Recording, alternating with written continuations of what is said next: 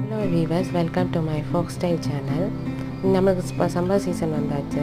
Summer சீசனில் சளி பிடிக்குமா? நீங்கள் யோசித்து பாருங்கள், கட்டாயம் சளி பிடிக்கும்.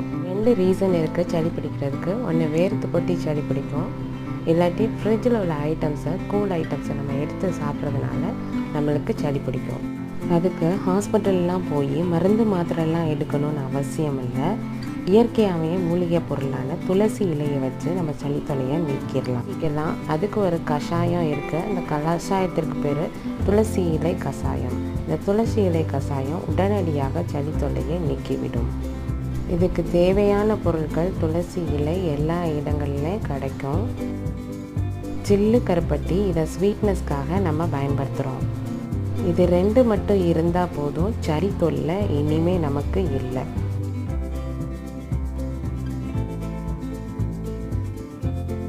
இது செய்கிறது எப்படின்னா, 2 டம்ளர் தண்ணி எடுத்துக்கணும். அதில் நல்ல துளசி இலைகளை கழுவி நல்லா கொதிக்க விடணும். கொதி நல்லா வரணும்.